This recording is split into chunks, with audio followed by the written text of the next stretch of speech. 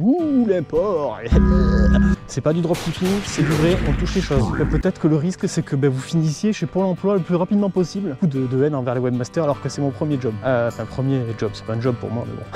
Vous savez exactement que quand le conteneur il va arriver, c'est une putain de machine à cash qui va se mettre en place. Je savais même pas où c'est que ça allait stocker. J'ai fait venir un 40 pieds, c'est donc les plus gros containers. Il est arrivé, ça a fini sur un parking et dans un garage. Je réfléchissais à ce qui pourrait vous faire peur, notamment dans l'import. Et la plupart du temps, vous avez des peurs qui sont là parce qu'en fait, vous avez des préceptes, vous avez des images qui vont vous faire fuir justement l'import en général. Alors j'ai plusieurs points dans cette vidéo, je vais essayer d'être bref parce que chacun des points va quasiment être l'objet d'une vidéo. Donc d'ailleurs, pour les prochaines vidéos, n'hésitez pas à poser vos questions dans les commentaires parce que c'est là que je vais pouvoir moi m'inspirer pour les prochaines. Et bien évidemment, chaque point de cette vidéo vont être aussi une vidéo dédiée pour la plupart où on va aller plus en profondeur. Alors, on a souvent l'image de l'import, premier point.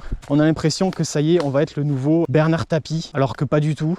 Vous inquiétez pas, on peut faire de l'import en achetant un produit à 1,50 € sur AliExpress. Ça s'appelle de l'import. Donc entre le produit à 1,50 € sur AliExpress et Bernard Tapie, il y a un monde où il y a plein de gens qui font beaucoup d'argent sans avoir une entreprise avec 10 000 salariés. Et ça, c'est très important. Il vous faut vous dire que, regardez, prendre mon cas. Mon cas, je vis, la plupart de mon argent vient de l'import et derrière donc, de la revente. Achat, revente, achat, modification, revente, logistique, voilà, sur plusieurs produits, plusieurs projets. Mais en tout cas, je suis tout seul. Je n'ai aucun salarié sur mon business d'import. J'ai juste une salariée mais qui n'est pas sur mon business d'import, sur la partie formation, pour vous d'ailleurs les amis, c'est parce que sinon je ne peux pas gérer la partie administrative, notamment pour les financements, ce genre de choses. Parce que vu qu'on est en France, je profite largement et je vous fais profiter surtout de ce que vous avez droit. C'est des financements pour des formations et j'espère que ma formation vous sera rentable. Bien évidemment, pas forcément liée au financement, vous pouvez acheter ça en cash, ça me fera encore plus plaisir, comme ça je me rends plus dépendant de l'État. Indépendant, pardon, j'espère. Bref, vous avez vu comment j'ai introduit la vente de la formation sans que vous ne sentiez rien. C'était parfait. Ça se passe en DM sur Instagram et Discord pour ceux qui veulent. Accès à la formation Business Mafia dans laquelle on parle de tout ça, avec des vrais process. Bref, ça c'est fait. Donc vous voyez, on va parler de mon cas. Je ne suis pas Bernard Tapie et je pense qu'aujourd'hui, je vis très bien grâce à l'import. Alors moi, je ne me verse pas des salaires mirobolants, je réinvestis absolument tout parce que j'ai pour objectif que mes boîtes aient le plus de valeur possible pour qu'après je fasse des exits. Et là, je peux tirer la machine à cash, je réinvestis tout. Donc forcément, ça crée une boucle en chaîne. Mais vous voyez, je développe mon business de plus en plus. Chaque mois, c'est de plus en plus gros, de plus en plus conséquent. Et au final, j'ai pas plus de salariés. Je suis tout seul. Bon, à un moment donné, ça peut devenir limité, je sais. Mais tant mieux. Après, s'il faut embaucher une personne, 3 personnes, 4 personnes, il y a des gens qui font des dizaines, des centaines de millions, vous en connaissez, vous en avez vu. Je parle par exemple de Tonton Bernard, ce genre de personnes. C'est des vrais cas. Eux, ils avaient quoi, 50, 100 personnes au grand maximum, je pense. Pas de souci avec l'image du gros business. Et deuxième point, beaucoup d'investissements. Beaucoup de personnes se disent mais l'import c'est un putain de gros investissement. Regardez ce genre de plante, ça m'intrigue toujours. C'est bizarre, il y a même une bestiole à l'intérieur, bref. Beaucoup d'investissements, mais alors ça on en parlera dans une autre vidéo, mais je vous le dis tout de suite. Vous pouvez commencer à faire de l'import, et quand je dis commencer, ça veut dire commencer à vivre de l'import sans avoir à investir beaucoup, voire pas du tout.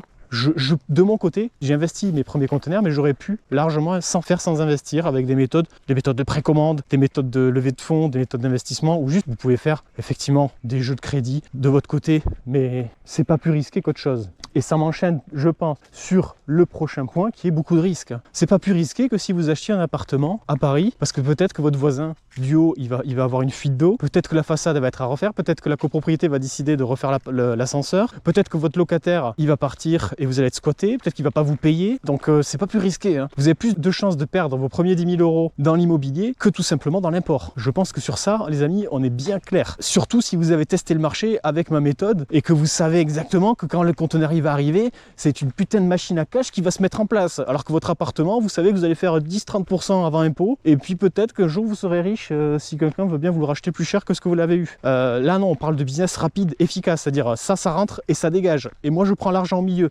C'est pas du dropshipping, c'est du vrai, on touche les choses. Encore une fois, risk-reward, on en a parlé dans la précédente vidéo, c'est pas plus risqué qu'autre chose. Vous n'avez pas plus de chances d'avoir un problème judiciaire, vous n'avez pas plus de chances d'avoir un problème financier qu'ailleurs, que dans n'importe quel autre business. Et même si vous êtes webmaster, peut-être que le risque c'est que vous finissiez chez Pôle emploi le plus rapidement possible parce que vous trouvez pas de clients ou que ça vous rapporte pas assez quoi. Bref, j'ai beaucoup de haine envers les webmasters alors que c'est mon premier job. Enfin premier job, c'est pas un job pour moi mais bon.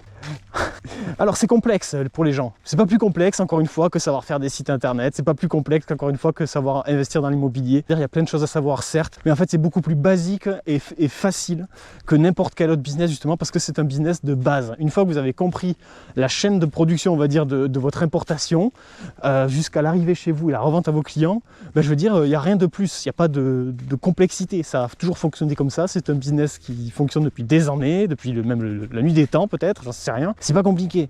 Voilà, c'est pas complexe. Donc ça, on arrête, on en fera une vidéo dédiée. Grosse partie, et celle-là, elle est importante, sur le stock et la logistique. Ça fait peur à beaucoup de personnes.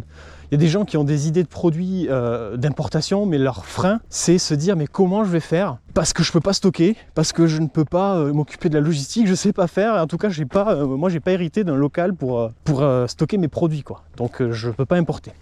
J'en ai parlé dans un live précédemment et j'en parle dans la formation, mais moi, mon premier import, les amis, je savais même pas où c'est que ça allait stocker. J'ai fait venir un 40 pieds, c'est donc les plus gros containers. Il est arrivé, ça a fini sur un parking et dans un garage. Alors, je vous incite pas à faire ça, mais justement, entre-temps, j'ai trouvé des gens qui gèrent le stock et la logistique pour moi.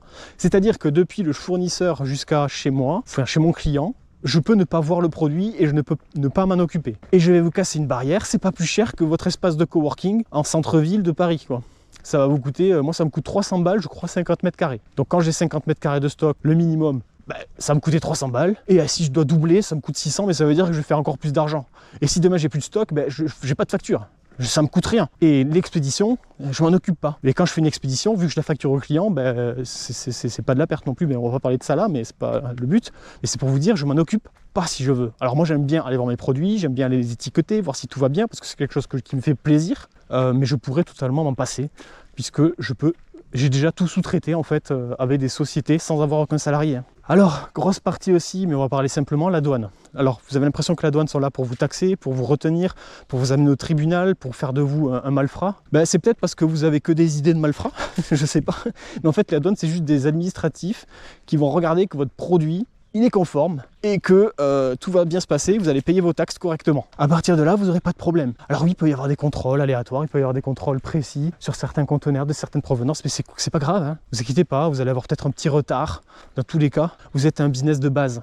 Donc si vous êtes en retard, les autres attendront. Voilà, la douane, oubliez-les. Ne vous inquiétez pas, vous avez des transitaires qui s'occupent de tout. On en parlera du transitaire, c'est pas méchant. Le sourcing, on en parlera dans une autre vidéo, mais je sais que ça fait peur aux gens, le sourcing.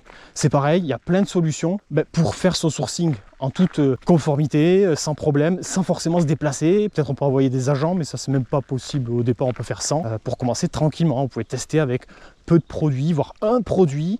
Vous pouvez faire plein de choses pour vous sécuriser votre achat et valider que votre fournisseur soit le bon. Et vous pouvez aussi sécuriser en diversifiant vos fournisseurs, tout simplement. Et ensuite, vos responsabilités, ça fait peur aussi. Eh bien oui, là je pense qu'en tant qu'importateur, il y a une grosse part de responsabilité, mais il y a des solutions à tous les problèmes. Et de toute façon, je ne suis pas là pour dire que l'import, c'est la mère des miracles, la cour des miracles peut-être, c'est plutôt ça qu'on dit.